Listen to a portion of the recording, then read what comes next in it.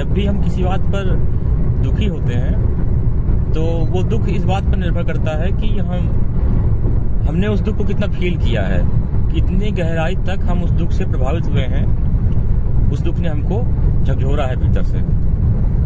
तो बात यह है कि बहुत बार जो दुख है, जैसे हमको अभी दुख मिला, किसी ने धोखा दिया, किसी ने बेईमानी की या और भी कुछ हुआ हमारे जीवन में, कुछ हमारे साथ, तो अब फिर जिस समय वो हुआ उस समय तो दुख हुआ, उस समय वर्तमान था, हो रहा था। जिसमें हमको चोट लगी, हम गिर गए, या किसी ने हमसे झूठ बोला, या किसी ने कहा कि हमको कहीं जाना है, उसने कहा कि हमारे साथ आइए, और हम वहां पहुंचे, वो नहीं आया, तो धोखा हो गया। तो उस समय दुख हुआ। फिर जैसा भी वो दिन कटा या वो क्षण कटा, आगे हम उस बात को लेकर दुखी रहेंगे कि नहीं, ये फिर हमारे मन पर निर्भर करता है। तो ज्ञानी लोग ऐसा बताते हैं कि कभी भी अतीत की बातों को लेकर दुखी नहीं होना चाहिए।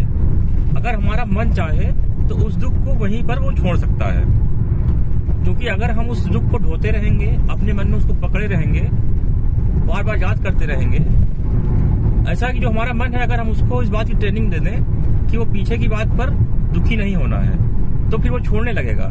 लेकिन कहीं ना कहीं हम ही हैं जो दुख को पकड़े रहते हैं, बार बार उसको याद करते रहते हैं, क्योंकि हमारे मन में ये चेष्टा होती है कि हम इसके बदले में जिससे भी हमको दुख मिला है, हम उसको दुख पहुंचाएंगे या उससे बदला लेंगे। लेकिन क्या ये बात फायदे का सौदा है? इस पर थोड़ा गौर कर लेने की बात है। तो किसी ने हमको धोखा दिया, बेईमानी की, झूठ बोला या किसी भी प्रकार से, तो जब तक हम उसको उसके बदले में कुछ नहीं कर देते, तब तक हम उस दुख को जो एक बार मिला था, हम उसको जितनी बार अपने मन में रिपीट करेंगे, उतनी बार हम दुखी होते रहेंगे।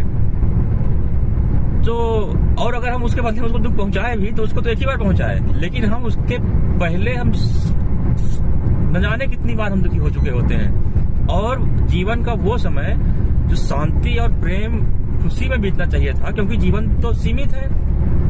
जैसे मोबाइल का रिचार्ज सीमित है, 28 दिन का रिचार्ज है, 28 दिन में खत्म हो जाएगा, तो वैसा ही जीवन है, असीमित नहीं है। तो इसको हम किसी दूसरे के कर्म या वाणी या विचार के कारण हम दुखी हो जाएं, तो ये तो और भी बुरी बात हो जाएगी। तो हमें इस बात को लेकर शांत रहना चाहिए, या खुद को संतोष देना चाहिए कि जो बुरा किया था वो हम नहीं थे। और यदि हम ईश्वर पर विश्वास रखते हैं, तो ईश्वर पर विश्वास रखने वालों को तो दुखी वैसे भी नहीं होना चाहिए, उनका ईश्वर तो न्याय कर ही देगा। या तो फिर आप ईश्वर पर विश्वास नहीं रखते हैं, या फिर आपका जो आस्था है वो सही नहीं है। तो जैसे यदि घर के माता पिता, भाई बहन कोई हैं, उन्होंने ऐसा कुछ कर दिया है, तो रहना तो हमको उनके साथ ही है, उसी घर में रहना है। तो हम क्या ये अच्छा नहीं होगा कि हम एक दो बार उनको माफ कर दें?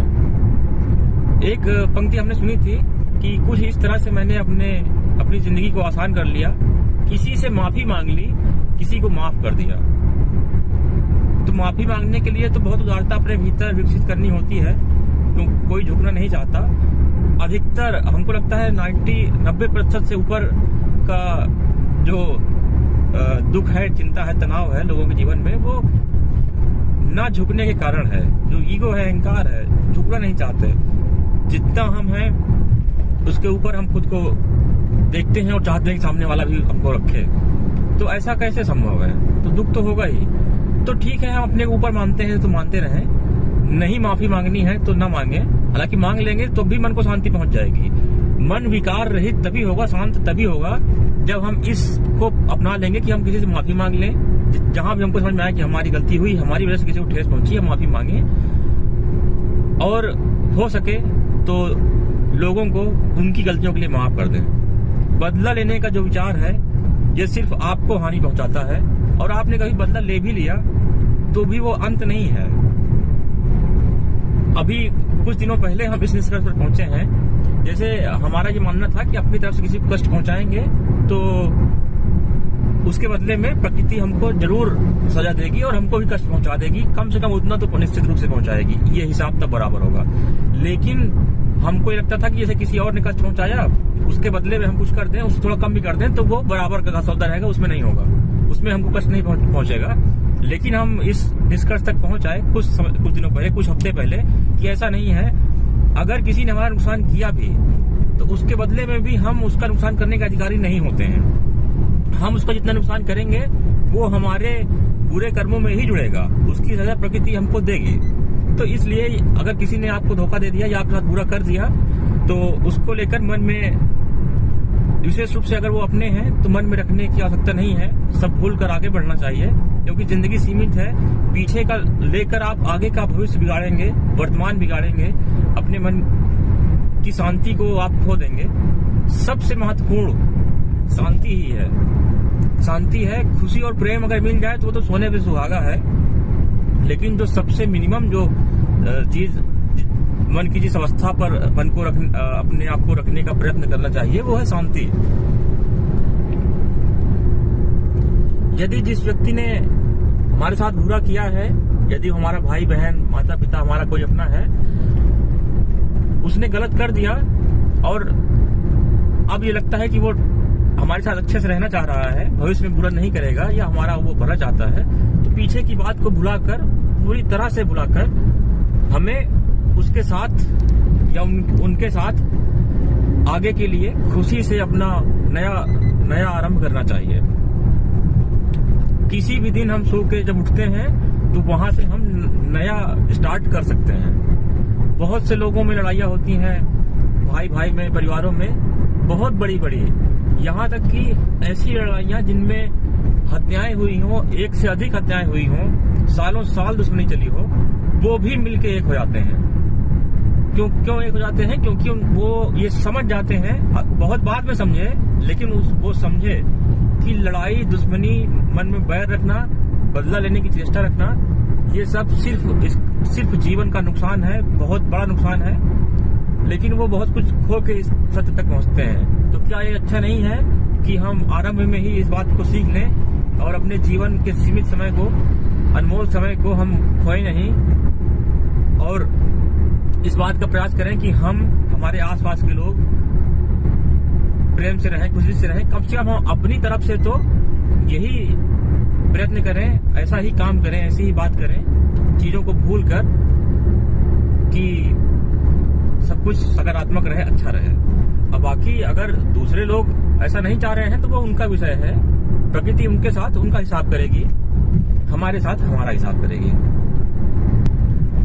कई बार ऐसा भी होता है कि जैसे किसी ने हमारे साथ बुरा किया और तीसरे व्यक्ति को पता है कि उसने हमारे साथ बुरा किया, तो हम तीसरे व्यक्ति को दिखाने के लिए या उसकी नजर में वो ये ना सोचे कि इसने बुरा किया फिर भी हम इसका बुरा नहीं कर रहे हैं, यानी हम कमजोर हैं। तो किसी अन्य को दिखाने के लिए, या एक को या अनेक बहुत सारे लोगों को भी अगर मालूम है, तभी उसको दिखाने के लिए भी अपने मन में किसी के प्रति बैर नहीं रखना चाहिए, क्योंकि आपकी शांति आपके हाथ में है। सभी अपना अपना जीवन ही जी रहे हैं, कोई किसी का दुख बांट नहीं सकता है, समझ सकता है, उसको फील कर सकता है, उसी गहराई तक पहुंच सकता है। लेकिन क्या ये अच्छा नहीं है कि आप स्वयं को और अपने से जुड़े लोगों को, आप खुश रहेंगे तो जो लोग आपकी खुशी देखना चाहते हैं, क्या उनको अच्छा नहीं लगेगा? आप दुखी रहेंगे तो आप खुद को भी कष्ट पहुंचा रहे हैं और उन्हें भी कष्ट पहुंचा रहे हैं जो आपको खुश देखना चाहते हैं। तो अपने मन को समझाना चाहिए और दुख, द्वेष की भावना को बिल्कुल निकालकर हमेशा ये सोचना चाहिए कि हम भी शांति में रहें, हमसे जो जुड़े लोग हैं या जो संपर्क में आने वाले लोग हैं वो भी शांति में रहें, प्रेम में रहें, आनंद में रहें। और जब आप सही रास्ते पे चलेंगे तो लोग आपको उसी प्रकार से स्वीकार कर लेंगे। फिर वो ये आशा नहीं रखेंगे कि आप किसी से भी बदला लेने वाले हैं। लोग वैसे ही ढल जाते हैं जैसे आप विचार रखते हैं। और अगर आप सही रास्ते पे हैं, सही मार्ग आपने चुन लिया या सही विचार आपने रख लिया अपने मन में कि हाँ ऐसी कोई भावना, हम बुरी भावना, नकारात्मक भावना नहीं रखेंगे मन में, तो लोग उसको समझते हैं। लोग बल्कि प्रशंसा करेंगे कि अच्छा हुआ कि आपने बीती बात को भुला दिया और अब नए सिरे से आपने स्टार्ट किया है, क्योंकि कहीं ना कहीं अच्छी बातों को लोग भले ही शुरुआत में नहीं देखना चाहते हैं लेकिन बाद में पसंद करते हैं। आखिर में हम यही कहेंगे कि मुट्ठी में जकड़ा हुआ जो दुख है, जो हमारे साथ बुरा हुआ, उसको जो हम दबा के रखे हैं मन में, बार बार रिविजिट करते हैं उसको, उस मुट्ठी को खोल देना है कि जितनी भी बुरी यादें हैं, बुरे अनुभव हैं, उनको जाने देना है, बिल्कुल जाने देना है। वो किसी काम के नहीं है, वो मृत हो चुके, वो बीत चुका। उसको, उस एहसास को बाद में दोबारा हमको नहीं जीना है, उसको हटा देना है और अपने मन को ट्रेन करना है या उसको बता देना है कि अब मैं सकारात्मक रूप से जीऊंगा या जीऊंगी। जितना जो हमारे पास है, जो हमारा जीवन है, उतने में हम अच्छे से रहेंगे, खुशी से रहेंगे और हमेशा जो अपने से नीचे है उसको देखना चाहिए या हमको ही देखना चाहिए कि हम पीछे कहाँ थे, क्या क्या हमारे पास नहीं था और अब हम किस स्थिति में हैं। इसको सोचकर ही हमेशा खुश रहना चाहिए कि कितनी बुरी स्थितियां हो सकती हैं। सोचिए, बहुत से लोगों के पास शरीर के अंग नहीं होते, हाथ नहीं होता, पैर नहीं होते, बहुत से लोगों के जीभ का स्वाद चला जाता है, आंख की रोशनी चली जाती है। ये सब हमारे पास है, भोजन है हमारे पास सुबह और शाम का। ये चिंता नहीं है कि हमको भूखे सोना पड़ेगा। बहुत से लोग हैं, लाखों करोड़ों लोग हैं जिनको ये स्थिति भी है। तो हमेशा ये देखना चाहिए कि हमारे पास क्या क्या है और उसको लेकर प्रसन्न होना चाहिए, क्योंकि हमारे पास जो भी है वो बहुत सारे लोगों से ऊपर है।